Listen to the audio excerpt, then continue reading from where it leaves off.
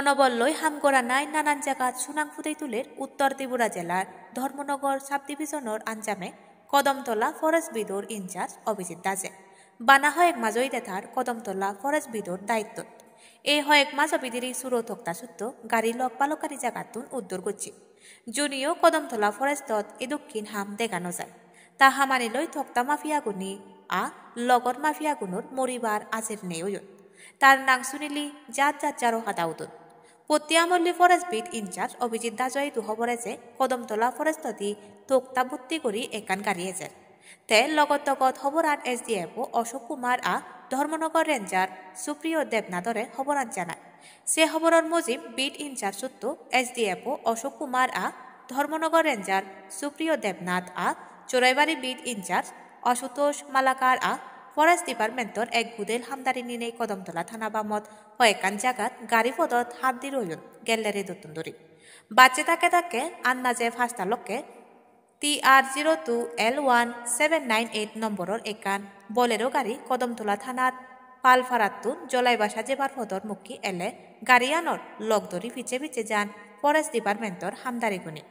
গাড়ি ড্রাইভার বু সন্দেহ লাগিনে পত্তান বদলি স্পিডে সালেনের দক্ষিণ কদমতলা আদামর 6 নং ওয়ার্ডর জলাইবাসা ব্রিজর হুরি বুয়ত উল্লে যায় গাড়িগান জেরে কাদর লক ফেলে ড্রাইভার বু দেই যায় লগত তগত ফরেস্ট ডিপার্টমেন্টন যেই নেই গাড়িয়ান আটক করি 100 ফুট সাকন গাজর লক উদ্ধার করিলাম সে বইতেনে ধর্মনগর রেঞ্জার সুপ্রিয় দেবনাথে জানিল মূর খবরর লেক দরি এই অভিযান তবে হাররে দরি নোফান জেরে আরো গমে গাড়ি গানর তলবিজ গুরিনে 41 ফিট 100 CFC সাকন গাজর লক যার বাজারর ইজেব করিলি আন্নাজে 1.5 লাখ টেঙা হব এই ঘটনা নর উকুরি একান নালিজ আদত লইনি তলবিজ ছালিনে জেপাক করি খবরর তবে কোনোর মুজঙ্গি জানান দিলাক ফরেস্ট ডিপার্টমেন্টর হামদারি গুনি এই খবর নালত গুণাইতি করি সোমার প্রতি ফলো করি থাক জুমসেলক টাইমসেলকে হাতুরু তুরু আমরা প্রতিনিয়তই পেট্রোলিং করছি আমাদের রেগুলার পেট্রোলিং হচ্ছে তো কালকে রাত্রিবেলা আমাদের স্টাফেরা বিভিন্ন জায়গাতে অ্যাম্বুসে ছিল তো আমাদের অ্যাম্বুসে থাকার খবর ওরা হয়তো পেয়ে যায় তো এই জন্য এই রাস্তা দিয়ে তারা নিয়ে এখান দিয়ে পালানোর সময় গাড়িটা অ্যাক্সিডেন্ট হয় তো তারপর আমরা খবর পেয়ে গাড়িটাকে সিজ করি এবং কাঠগুলো উদ্ধার করি এখান থেকে। স্যার কত ফুট হবে কাঠ?